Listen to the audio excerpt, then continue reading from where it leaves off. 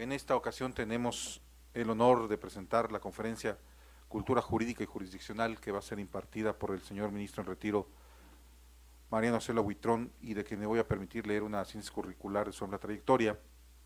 Licenciado en Derecho por la Facultad de Derecho de la Universidad Nacional Autónoma de México.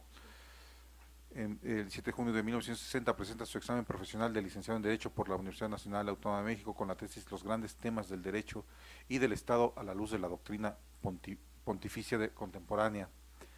Ha tenido los reconocimientos de profesor emérito de la Universidad Iberoamericana, doctor en Humanidades honoris causa por la Universidad de La Salle Noroeste. Fue de 1958 a 59 funcionario en el Departamento de Consultas, Extensiones y Reconsideraciones de la Dirección del Impuesto sobre la Renta de la Secretaría de Hacienda y Crédito Público. Del 58 al 60, coordinador del Departamento de Prestaciones Sociales del Instituto Mexicano del Seguro Social. En 60-61, secretario auxiliar de Estudio y Cuenta en la segunda sala de la Suprema Corte de Justicia de la Nación. De 1961 a 1969, secretario de Estudio y Cuenta de la segunda sala de la Suprema Corte de Justicia de la Nación, adscrito a la ponencia del ministro Felipe Tena Ramírez. De 1969, secretario de Acuerdos de la segunda sala de la Suprema Corte de Justicia de la Nación, interino. En 1969 a 71, secretario de Estudio y Cuenta de la segunda sala de la Suprema Corte de Justicia de la Nación, adscrito a la ponencia del ministro Alberto Jiménez Castro. De 1971 a 78, magistrado del Tribunal Fiscal de la Federación, adscrito a la primera sala. De 1978 a 1983, magistrado de la Sala Superior del Tribunal Fiscal de la Federación. 1981, presidente del Tribunal Fiscal de la Federación. 1983 a 94, ministro de la Suprema Corte de Justicia de la Nación, adscrito a la tercera sala. 1987, presidente de la tercera sala de la Suprema Corte de Justicia de la Nación. Desde enero de 1955 a diciembre de 2002, de 1995 a diciembre de 2002, ministro de la Suprema Corte de Justicia de la Nación, adscrito a la segunda sala. De 2003 a 2006, presidente de la Suprema Corte de Justicia de la Nación y del Consejo de la Judicatura Federal. En enero de 2007, ministro de la Suprema Corte de Justicia de la Nación, adscrito a la segunda sala. Después fue director general del Instituto de Investigaciones Jurisprudenciales y de Promoción y Difusión de la Ética Judicial. Actualmente miembro del Consejo Consultivo de la Comisión Nacional de Derechos Humanos y presidente de la Junta de Honor del Tribunal Federal de Justicia Fiscal y Administrativa. Dentro de sus múltiples publicaciones, mencionamos algunas: Los grandes temas del derecho y del Estado a la luz de la doctrina pontificia contemporánea, la Suprema Corte de Justicia de la Nación y el amparo agrario, la reforma política y sus perspectivas democráticas, intervenciones a título individual, el Tribunal Fiscal de la Federación, importancia, límites y riesgos de la jurisprudencia, revisión fiscal ante la Suprema Corte de Justicia de la Nación, las reformas constitucionales en materia de administración de justicia, la presidencia de la República y el Poder Judicial de la Federación, educar para la democracia, la libertad y la justicia. Se transforma la Suprema Corte de Justicia de la Nación, 11 voces, compilador de la obra Azuela versus Azuela, tercera edición, editada por el Instituto Mexicano de Doctrina Social Cristiana. Por favor, señor ministro, le agradezco mucho su asistencia a esta Casa de la Cultura Jurídica y vamos a darle un fuerte aplauso y el uso de la voz. Muchas gracias, señores.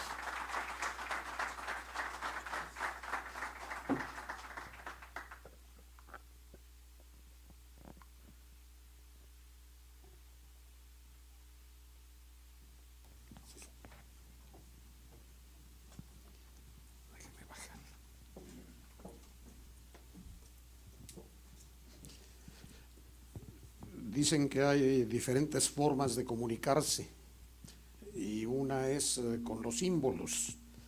Entonces lo que he hecho pues es simbólico, porque lo que físicamente ha sucedido es que ahora estoy más cerca de quienes me honran con su presencia, y que siempre la cercanía es un elemento importante de comunicación.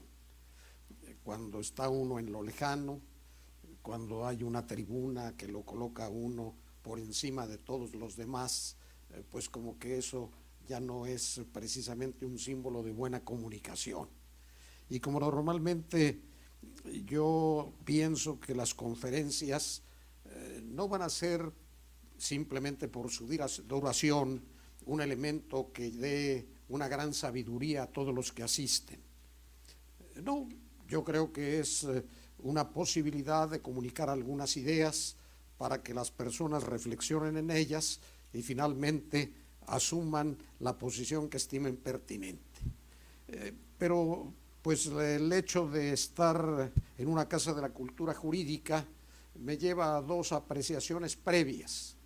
Una, el expresar mi agradecimiento en primer lugar al doctor Héctor Arturo Hermoso Larragoiti, que es el director general de las Casas de la Cultura Jurídica, y que cuando reasume, porque él fue el primer director cuando estas casas surgieron, después anduvo en otros cargos y con la presidencia del ministro Luis María Aguilar fue designado nuevamente como director de estas Casas de la Cultura Jurídica. Y él fue el que me invitó algún día a desayunar y me pidió que recorriera yo las casas de la cultura jurídica dando alguna conferencia. Y cuando ya uno está después de los 80 años, pues eso es oportunidad de seguir viviendo y de ir un poco cumpliendo con el compromiso que todos tenemos en esta vida de ayudar a que la comunidad sea lo mejor posible. Agradecimiento también a quien directamente está coordinando lo relacionado con mis visitas a la Casa de la Cultura Jurídica, el licenciado Agustín Dottor, y desde luego a don Luis Alfredo Anguiano Cortés, director de la Casa de la Cultura Jurídica de aquí de León, que pues como vemos la tiene en muy buen estado, con actividades múltiples y en fin, tratando de responder a lo que han pretendido ser las casas de la cultura jurídica. Y lo segundo que quería yo adelantar en esta introducción es precisamente el hacer referencia a las casas de la cultura jurídica. Varios de ustedes frecuentan las conferencias de las casas de la cultura jurídica, están en algunas videoconferencias, vienen a la biblioteca, en fin, han vivido un poco lo que es la Casa de la Cultura Jurídica de León, pero a lo mejor si en este momento yo les hiciera un examen de por qué surgieron las Casas de la Cultura Jurídica, quién fue, quién tuvo la idea, a qué respondió esta idea, pues a lo mejor no me saben contestar. Y por ello, obviamente para ahí sí complementar un poco sus conocimientos que ustedes tienen, pues les voy a comentar que cuando se da la transformación en la estructura de la Suprema Corte de Justicia, si ustedes siguieron de algún modo el currículum vitae que hicieron favor de leer sobre mi persona, pues seguramente que advirtieron que yo tuve propiamente 3 momentos en la Suprema Corte. Primero de 1960 a 1971 como secretario de Estudio y Cuenta, en la mayor parte del tiempo con un brillantísimo ministro que fue don Felipe Tena Ramírez, y además pues uno de los grandes constitucionalistas mexicanos. Y entonces tener casi como maestro particular, que eso es lo que desempeñan los jueces, magistrados y ministros con sus colaboradores, pues es de un singular valor. Entonces, esa fue mi primera etapa. Después me fui al Tribunal Fiscal de la Federación, que ahora es el Tribunal Federal de Justicia Fiscal y Administrativa, ha tenido una gran variación en su estructura, próximamente incluso va a tener responsabilidad en todo esto de la lucha contra la corrupción y pues eso también me trae recuerdos muy gratos. Y luego en 1983 regresé a la Suprema Corte de Justicia y quién me iba a decir que en ella iba a tener todavía 2 etapas. La primera, que era la estructura tradicional de la Suprema Corte, con un pleno integrado por 22 ministros, 20 que integraban además las salas. Yo estuve entonces en la tercera sala, la sala civil, y las otras salas restantes, la penal, la administrativa y la laboral, pero que de pronto se da una reforma constitucional en la que en un artículo transitorio a quienes desempeñábamos el cargo de ministros quedábamos automáticamente jubilados. De algún modo previeron que no debía haber mucha injusticia y entonces se jubiló a todos los que estaban fungiendo como ministros. Algunos, yo digo, que se sacaron la lotería. Alguno tenía 6 meses de ministro y lo jubilaron como si tuviera 30 años, o sea, exactamente con las mismas prestaciones. Pero ¿cuál sería mi sorpresa? Que en la nueva corte que surgió, que en realidad una nueva forma de la corte, porque la corte pues está desde su creación en el siglo XIX, pero que en esa nueva corte a 2 ministros que habíamos estado en la estructura anterior nos designaron. Uno, el ministro Juan Díaz Romero, que en paz descanse, un extraordinario ministro, y que a veces discutíamos qué había sido mejor, si la situación que él pasó o la situación que yo pasé. ¿Y por qué? Bueno, esto es la historia de la reestructura de la Corte y después lo que va a desembocar en las casas de la cultura jurídica, que yo estuve 20 y tantos días jubilado, o sea que mi situación me llevó a dejar de ser ministro. Y yo resucité porque después aparecí ya como ministro en la nueva estructura, pero él no dejó de ser ministro, porque dentro de la reforma constitucional en los transitorios establecía que iba a quedar una comisión de transición que integrarían el presidente de la Corte más los ministros que formaban parte de la Comisión de Gobierno y Administración, uno de ellos don Juan Díaz Romero. Cuando se inicia la nueva estructura, la presiden el ministro Esmil Ordóñez, que es quien desempeñaba la presidencia, el ministro Carlos de Silva Nava y el ministro Juan Díaz Romero. Cuando se designa al ministro Aguinaco Alemán como presidente, pues simplemente llega al sitial de presidente don Vicente Aguinaco Alemán, Ulises Esmil y Carlos de Silva se salen por la puerta de atrás y don Juan Díaz Romero cambia a su lugar ya como ministro, es decir, que él no murió. Y yo le decía, pues yo creo que es preferible y más valioso resucitar que no haber muerto, y cada quien tendrá sus interpretaciones. Bueno, pues esto nos llevó a una aventura muy interesante, porque cuando se hace una reforma de esta trascendencia, de modificar el sistema del Poder Judicial Federal, porque al lado de la Suprema Corte se creaba un Consejo de la Judicatura Federal, y cuestiones que correspondían a la Suprema Corte, por ejemplo, el tener la vigilancia de todos los tribunales y juzgados de la República, pues se deposita en el Consejo de la Judicatura Federal. Lo que era el Instituto de la Judicatura, en donde se preparaban las personas que iban a laborar en la Corte o en los tribunales o juzgados, era algo que manejaba la Corte. En otras palabras, el Pleno de la Corte era el que tenía autoridad máxima en todos los problemas administrativos y de otra índole. Y el Pleno de la Corte y las salas pues se dedicaban a la labor fundamental de impartir justicia en diferentes áreas. En el Pleno, pues, competencia de Pleno, cada una de las salas, en las designaciones del derecho específico que mencioné, y de pronto como que el Pleno de la Corte se transforma en algo mucho más reducido, que ya no tiene que cumplir con esas funciones administrativas que se le van al Consejo de la Judicatura. ¿Y quién iba a decir que ahí se encuentra el origen de las casas de la cultura jurídica? Porque en las reformas constitucionales, algo que de suyo pues es administrativo, se le dejó a la Suprema Corte, y fue el cuidado de los archivos del Poder Judicial de la Federación.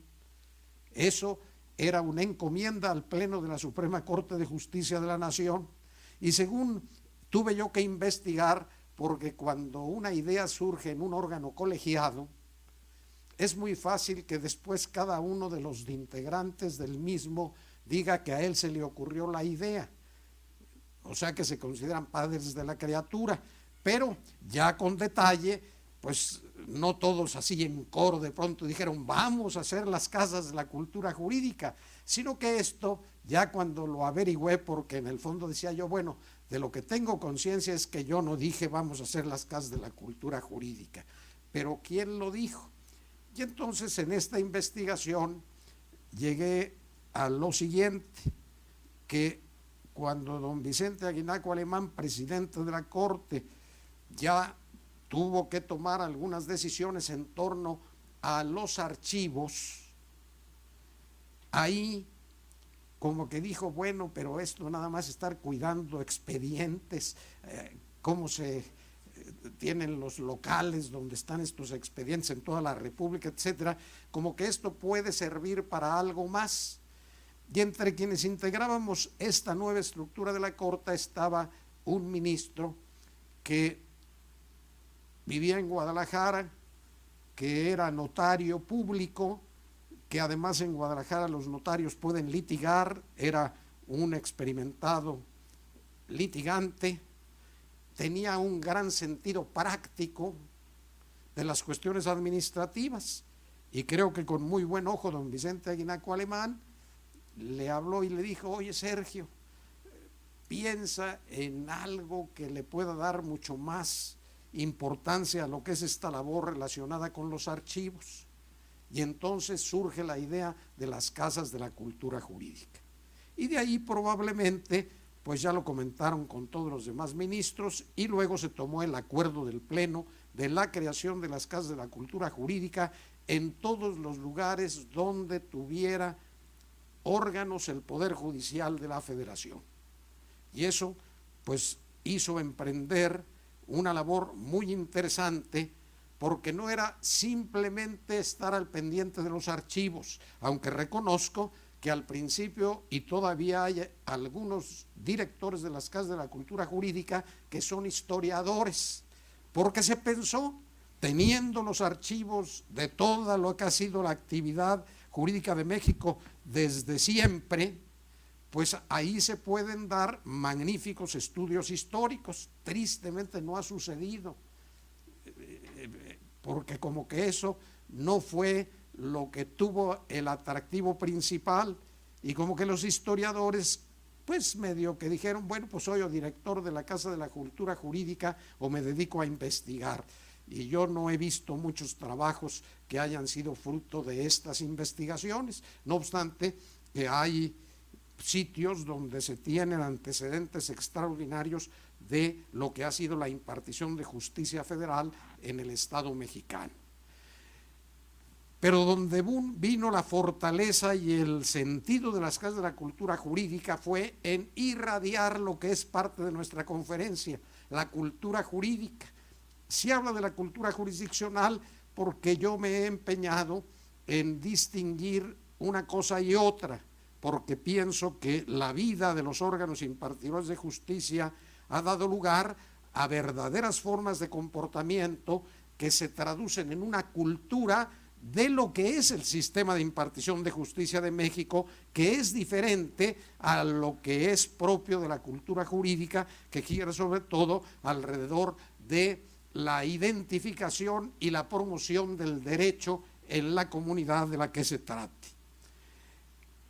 Las casas de la cultura jurídica no he encontrado ningún paralelismo en ningún lugar del mundo. Eso de que los órganos jurisdiccionales traten de proyectarse, traten de prestar un servicio a la comunidad, un servicio que incluso se ha visto enriquecido a lo largo ya del desarrollo de las casas de la cultura jurídica. Por ejemplo, uno de los problemas que se da en todas las comunidades, y yo ya me incluyo en ellos, es las personas de la tercera edad. Estas personas pues se sienten ya un tanto segregadas, ya como que ven que en todos los lugares pues llegan los viejitos y como que les hacen un favor en lo que les están haciendo. Y en las casas de la cultura jurídica pues se han generado situaciones de personas que ya estaban un poquito ahí abandonadas y que han descubierto que pintan extraordinariamente, que saben bailar, en fin, lo que es propio de ese sector de las casas de la cultura jurídica, que es tener dedicación en torno a quienes entregaron toda una vida en el Poder Judicial de la Federación. En el tiempo en que estuve en la presidencia de la Corte, tuve como algo muy gratificante el que a las jubiladas en el Distrito Federal se les dio una clase de cinematografía, una directora cinematográfica, ella impartió clase de cinematografía y la última parte de la clase era filmar una película. Hicieron una adaptación de una película jurídica muy interesante que se llama 12 hombres en pugna, y la adaptación se llamó 12 mujeres en pugna, que eso es mucho más intenso que lo que sería en su título original, a grado tal que hay una anécdota de que cuando esta obra teatral la presentaron las actrices profesionales, efectivamente duró muy poquito tiempo en cartelera porque se dieron tan grandes pleitos que dijeron ya no seguimos adelante. Bueno, es algo que forma parte un poco de la ideología y la forma de ser de las mujeres, a lo que ya nos referiremos a lo largo de la charla, que son muy diferentes a los hombres. Y qué bueno, ¿verdad? Qué buena es la diferencia. Bueno, pues ahí tienen ustedes que aún esas personas que ya pensaban que estaban completamente olvidadas, de pronto filman una película. Y una película que aún por su calidad llegó a presentarse en un ciclo de cine femenino en la Cineteca Nacional. Cuando se presenta la primera vez la película, me invitan y ya se daba un hecho que no era grato, que una de las actrices ya había muerto. Pero para todos sus familiares, pues no fue nada grato, nada despreciable, pues al contrario, fue muy grato el ver a la abuelita, el ver a la mamá, al ver a la persona que formaba parte de la familia, que había desempeñado extraordinariamente bien su papel. ¿Y qué ocurrió? Pues que estaban como profesionales. Yo incluso dije, esta actriz ha de ser profesional o es la propia directora la que les dio la cátedra que está desempeñando el papel, y no, era de una jubilada del Poder Judicial que desempeñó extraordinariamente el papel, y que ese es un ejemplo muy tangible de cómo personas que aparentemente ya las tienen todos así, pues ahí viene el abuelito, ahí viene el bisabuelito, etcétera, y todavía están en posibilidad de dar mucho. Cada año se reúne una representación de cada una de las casas de la cultura jurídica, llevan algo de lo que ha formado parte de su actividad y se da algo que también yo pienso que es único en el mundo. Vean que en contra de lo que está sucediendo, que le gusta a la gente mucho hablar en contra de México, yo al contrario, trato de resaltar todo lo positivo, que afortunadamente pienso que es mucho, y que eso es en lo que debemos insistir. Entonces, hay realizaciones de México que ya se quisieran tener en otros lugares del mundo. Otro ejemplo, y que esto también se ha ido proyectando en las casas de la cultura jurídica, el canal judicial. No dudo que en algunos casos interesantes, pues ustedes puedan venir a la Casa de la Cultura Jurídica y ver la sesión del Pleno de la Suprema Corte donde se debate este asunto. Y sobre todo se está presentando con la mayor transparencia lo que se hace en el Poder Judicial de la Federación de México, a diferencia de otros órganos jurisdiccionales del mundo en que todo lo hacen a escondidas y ya nada más salen y dicen se resolvió en tal sentido. ¿Cuántos votaron? Se resolvió en tal sentido, ya no pregunten, lo demás no les interesa. Bueno, No, aquí en México se ven las decisiones, se ven las votaciones y se está transparentando todo, que eso va de acuerdo con uno de los grandes principios, que es el respeto a la verdad, algo que se hace en México. Le comentaba yo al señor director que tuve la satisfacción de acudir a un evento internacional en donde había una especie de muestra de lo que era cada uno de los poderes judiciales de Iberoamérica, y que cuando yo manifesté que en México había un canal judicial donde se pasaban las sesiones del Pleno, como que muchos expresaron incredulidad, pero yo les dije a continuación, pues coincide que cuando tengamos el intermedio, ahí en el stand que tiene el Poder Judicial de México, van a poder ver ustedes en estos momentos la sesión del Pleno de la Suprema Corte que se está realizando coincidentemente ahora. Y así lo pudieron ver como manifestación clarísima de lo que aprovecha el gran desarrollo de las telecomunicaciones y que permitía en una nación extranjera estar viendo lo que ocurría en el Pleno de la Suprema Corte de Justicia de México. Pues creo que las casas de la cultura jurídica también tienen esa proyección y que ojalá que ustedes que acuden a ella lo sepan valorar y sepan también aprovechar todo lo que se les está presentando. Una de las grandes editoras de libros jurídicos es la Suprema Corte de Justicia de la Nación. Constantemente están saliendo libros y esto tiene un respaldo de investigadores, de historiadores, de personas capacitadas para hacer esos libros que presentan temas de extraordinario interés. Además de estos dos aspectos de agradecimientos y reconocer el gran valor de las casas de la cultura jurídica y que ustedes sean sensibles de esto, pues tenemos que referirnos al tema, la cultura jurídica y la cultura jurisdiccional.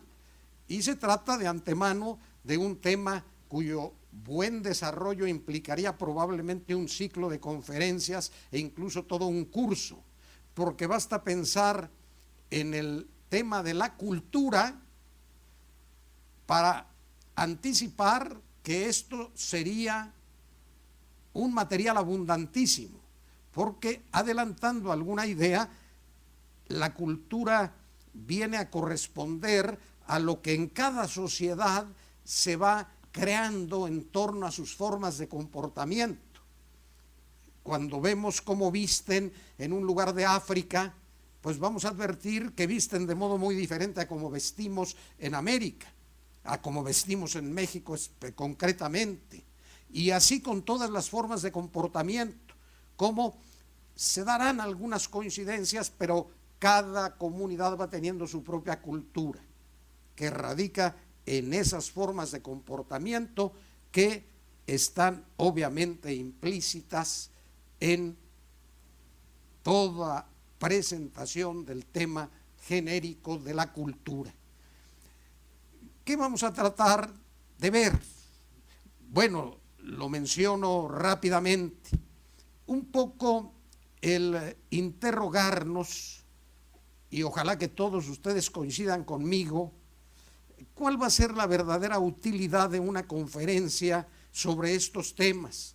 Y no solamente una utilidad de tipo teórico, sino la utilidad práctica. En otras palabras, que cada una y cada uno de quienes me honran con su asistencia diga, esto me va a servir para algo. No voy a llegar a mi casa y decir, bueno, pues ahí me estuve aburriendo un ratito, se tardó mucho, se tardó poco, y finalmente no sé qué saqué de ello. Bueno, pues yo espero que lo que saquen de esta conferencia sea compromisos. Esto no siempre es grato. Cuando dice uno voy a sacar beneficios, pues sí, van a ser beneficios. Pero cuando el beneficio es comprometerme en mi actuación, a lo mejor eso no resulta tan grato, sobre todo por la cultura que está imperando hoy en México. Yo pienso que desde luego ya una ganancia es que ahorita, y agradezco que no se esté dando este fenómeno, nadie está con su iPod, que esto es una especie de principio de la esclavitud, en que llega un momento en que las personas están dependiendo de su iPod o de su pantalla. Me acuerdo que en alguna ocasión la Suprema Corte convocó a quienes se interesaban en ser magistrados del Tribunal Electoral. ¿Por qué? Pues porque el Senado de la República tendría que designar a esos magistrados de ternas que presentara la Suprema Corte de Justicia. Y alguna de las audiencias en que cada quien iba a presentar un trabajo se hizo en la tarde, y cuando el concursante estaba con su aparato y daba el inicio de su lectura, se fue la luz, e integralmente se fue la luz porque se quedó callado. Ya no podía hablar porque ya no tenía la pantalla que le permitía comunicar las ideas que estaban en el aparato, pero no en él, porque hubiera sido incluso muy impactante que dijera, bueno, se me fue la luz y no seré tan preciso como lo era yo en el trabajo que prepararé, pero ahora les voy a exponer a ustedes las ideas fundamentales que yo reflejé en este trabajo. No, apagado el aparato, apagada en su ciencia que dependía del aparato. Así es, exactamente, se apagó la mente porque la mente ya estaba esclavizada al aparato. Y es ahí donde se dan los aspectos negativos de algo que no cabe duda que es impresionante, el desarrollo que han tenido, como decía, las telecomunicaciones y todos estos aspectos cibernéticos, pues representan un progreso que no se había tenido en toda la época anterior. Hoy tiene aspectos positivos, rápidamente se comunican las personas, pero a veces, vaya paradoja, se descomunican de las personas con las que están, porque cada uno está con sus aparatitos que les están sonando y a ver qué me dijeron, y resulta que llega uno y dice, bueno, pues qué raro, ¿verdad? Aquí como que todos están juntos, pero no se comunican porque cada uno está con su aparato. Entonces, esos aspectos de nuestra cultura pueden llevar a las personas a que ya no sepan pensar. Maravilloso indiscutiblemente que alguien dice, hombre, ¿te acuerdas de aquella película? A ver, ¿qué actor salía tal? ¿Cómo no? Tal cosa, y toda la sabiduría está ahí. Y entonces automáticamente, por lo pronto, hoy es muy difícil que las personas ejerciten la memoria, porque aún sin pensarlo, como que dicen, ¿para qué la ejercito si yo en mi iPod puedo rápidamente buscar la función correspondiente y dar la respuesta que se me presenta? Entonces, como en esta vida siempre va a haber aspectos positivos y aspectos negativos, y que esto está muy relacionado con la cultura, porque una cultura que fortalece los aspectos negativos es destructiva del ser humano, a diferencia de la que está en favor del ser humano, que es enriquecedora del ser humano. Y ahí es donde va a venir el compromiso, porque si esto lo combinan ustedes con que el ser humano es responsable de sus acciones, pues inmediatamente tendrán que ver como consecuencia que parte de la responsabilidad en lo que es la comunidad, en lo que es la cultura de la comunidad, radica en los componentes de la sociedad. ¿Qué hacer si ya esta cultura tiene muchos aspectos negativos? Pues tratar de influir para que eso se modifique por aspectos positivos. Que hay aspectos positivos, reiterar esos aspectos y fortalecerlos. Y de ese modo estaremos sirviendo a nuestra comunidad. Bueno, ahí habrá un punto en que trataremos de recordar rápidamente cómo finalmente todo gira alrededor de la idea del orden en la sociedad y del orden humano y social. Luego haremos referencia a por qué surge esa responsabilidad, ese compromiso con la comunidad. Es más fácil ver el compromiso conmigo mismo. Yo tengo el compromiso de actuar rectamente, yo tengo el compromiso de no ser un pillo, yo tengo el compromiso de no dedicarme al robo, de no colocarme a la corrupción, que es expresión del robo, etcétera, etcétera. Eso en el plan personal es más fácil advertirlo. Pero yo, ¿por qué me voy a preocupar por el bien de la comunidad? Pues se ocupe papá gobierno, pues él es el papá, que él sea el que se preocupe, pero ¿por qué me voy a preocupar yo? Entonces, ese sería un primer aspecto. Después nos meteremos al aspecto de la cultura, a entender un poquito el fenómeno de la cultura, para derivarlo ya en culturas específicas, como serían por un lado la cultura jurídica, por otro lado la cultura jurisdiccional. Y finalmente, como que tendrá que responderse una pregunta. Bueno, y todo esto, suponiendo que me convence el conferencista y que yo me pregunte, ¿y cómo puedo cumplir con mi compromiso conmigo mismo y con la comunidad? ¿Cómo lo lograré? En otras palabras, de la teoría a la práctica. ¿Qué nos da como directrices para que podamos hacer esto? Bueno, vamos a tratar de avanzar en este esquema, desarrollándolo de acuerdo con el tiempo de que disponemos y quizás un poquito más, pero no mucho más. Los seres humanos, y aquí yo simplemente diría, si alguien no coincide con lo que va a ser mi pensamiento, que obedece a aquello de lo que yo estoy convencido, no se sienta mal, simplemente diga, pues voy a escuchar a ver qué se le ocurre a este señor, y finalmente, si no coincido en esto, si no coincido en nada, mi respeto absoluto a quien llegue a estar en esa situación, porque estoy convencido de que una de las características del ser humano es la libertad, y que una expresión de la libertad es la libertad de pensamiento.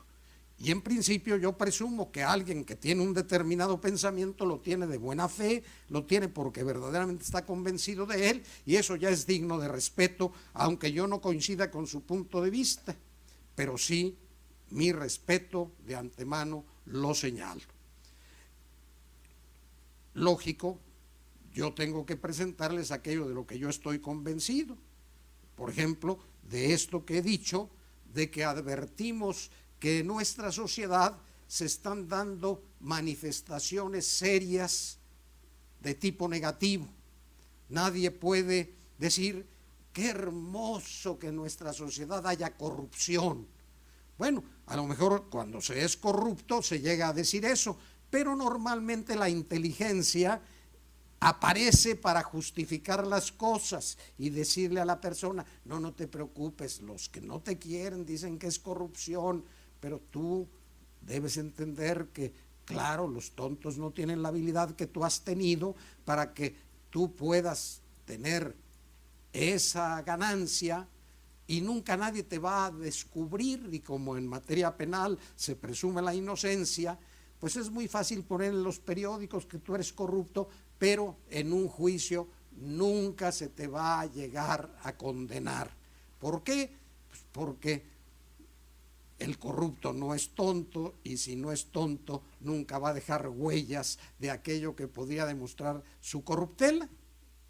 Y entonces pues todo queda como en títulos de periódicos, pero en la práctica pues las personas salen libres, y sobre todo cuando en la actualidad ya se está dando una gran importancia a lo del debido proceso, y que uno tenga conciencia de que una persona incurrió claramente en un delito, pero hubo algo que no se cumplió y que está en el debido proceso.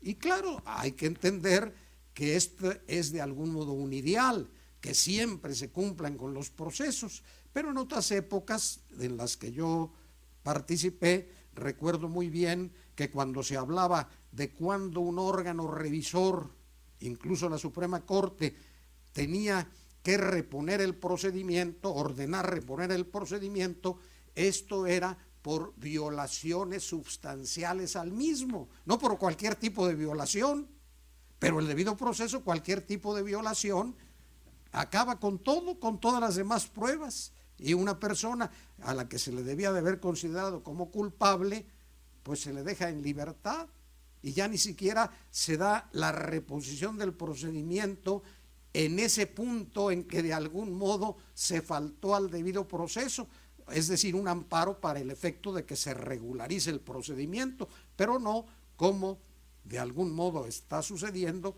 en que se dice pues esta persona queda libre. No se dice formalmente que es inocente, pero pues el resultado es como si fuera inocente, porque nunca va a haber un pronunciamiento de culpabilidad. Pues todo ello, para mí, pues son situaciones que se están dando en México. Yo creo que todos somos conscientes de que una de las situaciones de mayor gravedad, quizás no tanto aquí en el Bajío, pero sí en algunos lugares del norte de la República y del sur de la República, que es el narcotráfico. Bueno, hay hasta series de televisión que yo pienso que tienen el inconveniente que lo llevan a uno a admirar a los pillos, pero son tan buenos pillos que de pronto en el argumento de la serie pues se va uno involucrando y ya se molesta uno si les va mal, y porque dice uno, no, pues este tipo es habilísimo, ¿por qué le está yendo mal?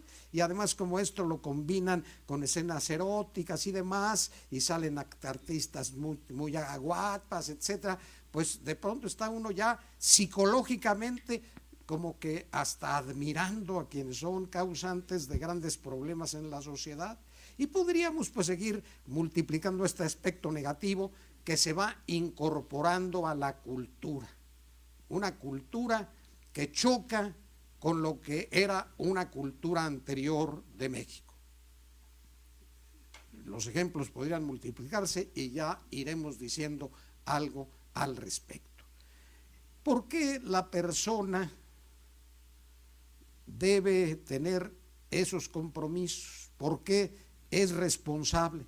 Pues porque el ser humano, y yo creo que en esto tenemos que estar todos de acuerdo, tiene como una de sus características la libertad.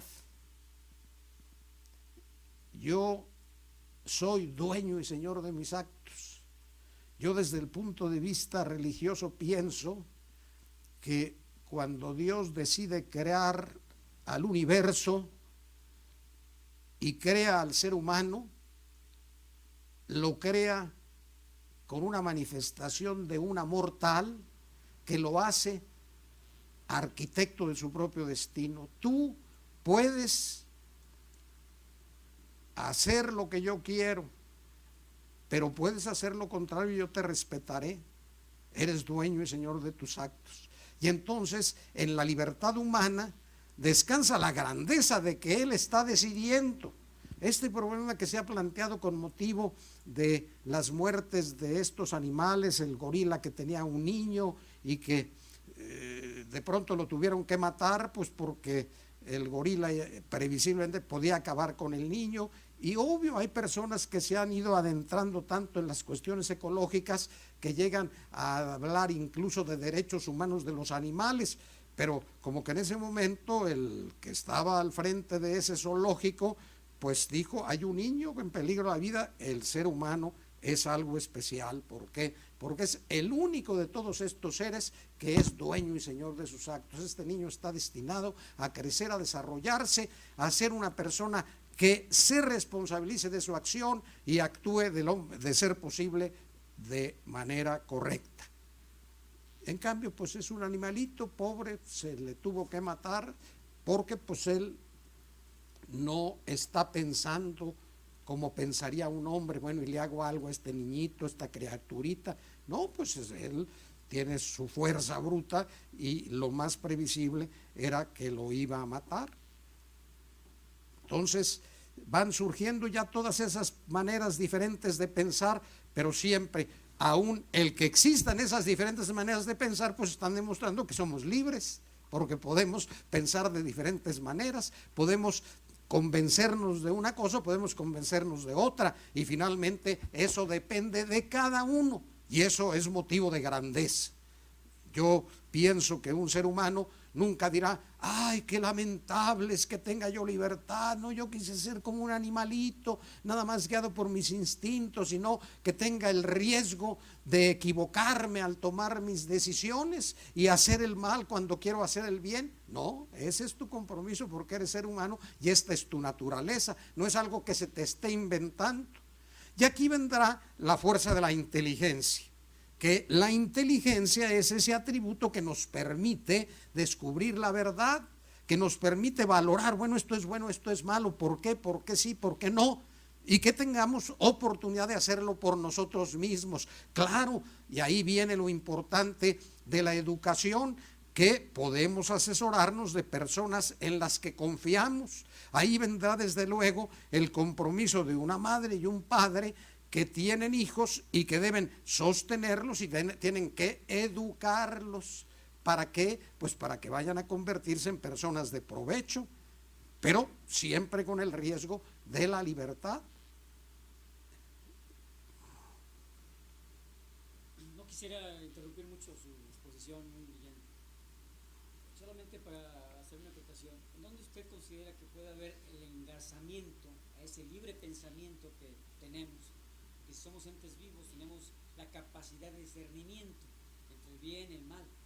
Pero bueno, ¿cómo dónde lo engarzamos para que nuestro México lindo y querido, que todos lo queremos, pero está un poco desorganizado, en crisis, yo lo diría así, con respeto, en donde encontramos ese binomio entre el libre pensamiento y la posibilidad de expresar ese libre pensamiento? Porque en México, desde antaño, siempre ha habido una represión a quienes en el ejercicio de su libre pensamiento expresan sus ideas. Entonces esas ideas pueden conflictuar con ciertos intereses, ¿sí? Y pues el libre pensamiento es aplastado, reprimido, incluso hasta muertes, etcétera. Bueno, yo creo que el engarce está en el reconocer que la cultura no ha evolucionado de tal manera que se respete toda forma de pensar y no se vaya en contra de aquellos que no piensan como yo. En otras palabras, la reacción inmediata del ser humano es ponerse a discutir, y en el fondo de una discusión que hay, te voy a aniquilar porque te voy a demostrar que yo tengo la verdad. Pero ¿qué es lo que sucede?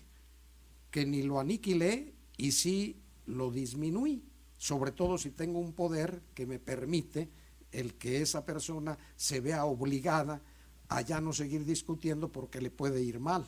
Entonces, superar esas formas de cultura es lo que para mí permitiría superar esas situaciones. En otras palabras, que los seres humanos entiendan que en esta vida, por ejemplo, no tiene sentido discutir, no vas a ganar nada porque ya tú estás convencido de lo que piensas.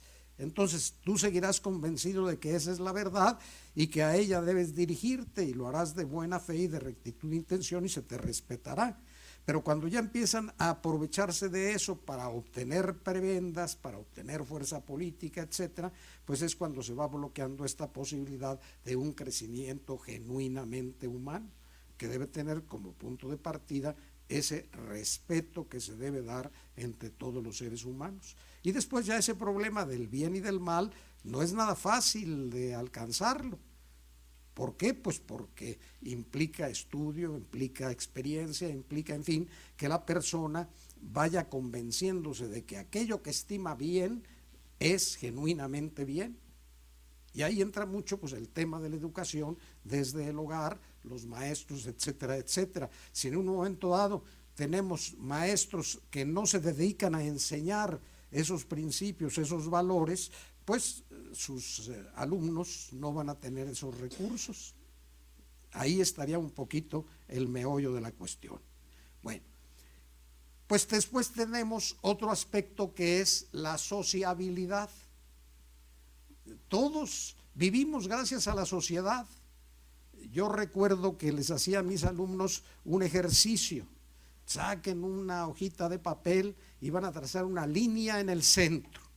Y de un lado van a poner, y yo les pido que ustedes lo hagan con su imaginación, de un lado van a poner de lo que yo en este momento tengo, sobre todo de lo que tengo positivo, qué es lo que yo he conseguido completamente solo. Y del otro lado, de lo que yo en este momento tengo, lo positivo fundamentalmente, qué es lo que he obtenido por la ayuda de los demás.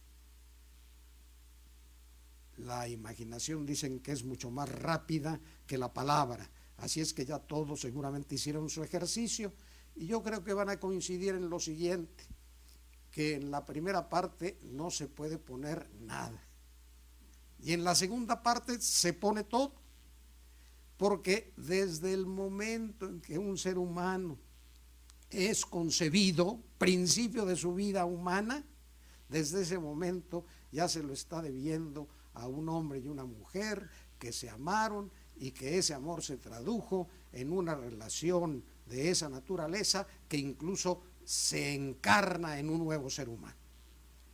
¿Ya? Desde mi principio de mi existencia estoy de algún modo dependiendo de la sociedad. Pero si seguimos nosotros en esa línea de pensamiento, piensen ustedes en todo lo que va sucediendo. Yo tengo ya una bisnieta y por ahí hicimos un viaje y todos dedicados a la bisnieta. ¿Por qué? Porque todavía no sabía caminar, estaba gateando y todos tratando de influir en ella. Y cuando se logró que ya se parara y luego que empezara a dar sus pasos, bueno, todos muy orgullosos. ¿Por qué? Porque ya esa niña diría, a mí me enseñó a caminar mi tía fulana, a mí me enseñó a caminar mi abuela, etcétera, etcétera. Ya está recibiendo algo de la comunidad y ahí va a seguir. Entren ustedes a un gran establecimiento comercial. ¿Qué hay detrás de todos los productos, de todos los bienes que hay en ese establecimiento? Seres humanos que hacen posible que nosotros podamos recoger algo que fue cultivado en alguna tierra y que ahí lo tengo ya limpiecito para pesarlo, que me cobren, pero gracias a que hay campesinos, a que hay agricultores que permiten contar con esos bienes, y en todo lo demás habrá artículos ya producto de la industria que basta con tomar la latita, ponerla en mi canasta y estoy recibiendo algo de la comunidad. Mi preparación, pues todo, mis padres, mis maestros que me han dado esa educación, y entonces eso nos hace entender que la sociabilidad humana nos lleva a preocuparnos por nuestra comunidad. Y esto está muy vinculado con esa idea de lo que debe ser la sociedad, que esto está relacionada con el orden. ¿Qué es el orden? Bueno, pretendiendo una especie de descripción, el orden es una adecuada disposición de las cosas semejantes y diferentes conforme a una finalidad de acuerdo con la naturaleza. Si yo tomo esta banca y la volteo de cabeza, ya ustedes dirán, qué desordenado, también colocaditas que están las bancas, aprovechando que no hay nadie ahí, ya la volteó de cabeza y la quitó de su lugar, y esto se da en todos los aspectos de la vida, en que las cosas tienen un sitio determinado y lo ocupan. Ahí, por ejemplo, se ve otra característica clarísima en el mundo animal. Una persona que diga, qué bonito maulla el perro, oye, creo que te equivocaste, ese es el gato. Qué bonito rebuzna el caballo, no, el burro. Y todos vamos a advertir que cuando algo sale de lo que es, porque por naturaleza así debe de ser, estamos en desorden. Entonces, ¿qué sería lo ideal de la sociedad? Como decía el compañero, bueno, ¿cómo le hacemos? ¿Por qué surgen esas situaciones? Pues porque hay desorden. Porque si todos nos preocupáramos por actuar ordenadamente, es decir, hacer lo que por naturaleza nos corresponde, pues todos seríamos felices. ¿Y cuál es la realidad? Que constantemente estamos rompiendo el orden.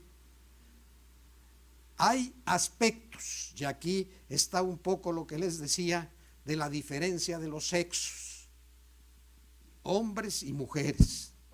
Yo les digo que yo soy experto en mujeres, pero no piensen mal, soy experto en el sentido de que tengo 6 hijas, 12 nietas y una bisnieta y solamente 3 nietos, pero pues eso me da una calidad de experto en cuanto son las mujeres. Y no se asusten las mujeres, no soy homofóbico, no, simplemente pienso que Dios fue muy generoso con las mujeres, porque les dio una serie de atributos que los hombres no tenemos. Ejemplo al canto, cuando todavía mis 6 hijas vivían en mi casa con mi esposa, un día llegué y había un cuartito que era como el sala de televisión, y estaban las 6 y estaba mi esposa, 7 mujeres. Llego, veo que está prendida la televisión, veo que el programa está interesante, busco un lugarcito, me siento, y a los 2 minutos tengo que voltear y decirles: ¿qué no están ustedes viendo el programa? Y alguna hija, pienso un poquito irrespetuosa, me dijo: ¿ah, que tú no puedes estar platicando y viendo el programa? Y tuve que reconocer que quienes estamos en el sexo masculino no tenemos ese atributo, nos concentramos en algo, pero nada más una cosa llega uno a un restaurante con trabajo, está uno oyendo lo que le está diciendo la esposa, y cuando sale: oye, ¿te fijaste que estaba fulanita? Y viste que cómo iba vestida, hombre, no le queda ese color. Bueno, toda una serie de detalles que muchas veces van a conducir a la guerra, van a conducir a los enfrentamientos. Claro, los hombres, cuando ya conocemos esas situaciones, sabemos que cuando va a surgir algún conflicto, la única posibilidad que tenemos es la retirada, porque si queremos hacer frente, la última palabra la va a tener la esposa y uno va a salir derrotado. ¿Por qué? Pues porque las mujeres tienen otros atributos. Hay incluso por ahí un chiste de una mujer casada, ya llevaban como 30 años de matrimonio, y un día se levanta y de mal humor y le dice al marido: fíjate que en la noche que no podía dormir estuve recordando todo lo que tú me has hecho en este tiempo. El día tal, de tal lugar, me hiciste esto, el día tal, y llevaba ya 1 hora, y entonces pues ya como que el marido medio se molestó y le dijo: pues ya no le sigas porque tú has sido conmigo igual. Y le dijo: ¿cuándo y dónde? No, pues ya se me olvidó. En los hombres no se nos quedan grabadas esas cosas. Y entonces, como la mujer tiene ese detallismo, pues normalmente tendrá esa gran ventaja en los conflictos, pero los conflictos son desorden. Es decir, no es orden en un matrimonio el que se esté constantemente peleando. ¿Por qué? Pues porque si lo que genera el matrimonio es el amor entre 2 personas, un hombre y una mujer, y si hay ese amor, pues ese amor se debe ir reforzando para que en la medida en que avance el matrimonio, pues se vaya fortaleciendo y se vaya enriqueciendo. También en esto, pues calculen que yo me casé en 1960 y en consecuencia pues estoy por cumplir 56 años de matrimonio. Entonces también de eso algo puedo hablar, y no les voy a decir que todo ha sido maravilloso. ¿Por qué? Pues porque siempre hay situaciones que se presentan en que inmediatamente la esposa detallista: ¿por qué haces esto? Y uno dice: bueno, primero piensa que a lo mejor lo hice sin querer, me equivoqué, pero sin querer, entonces ya no me regañes. Eso es a la orden del día, precisamente por las diferencias. La mujer detallista, el hombre que no es detallista por regla general, porque bien sabemos que muchas veces hay ciertas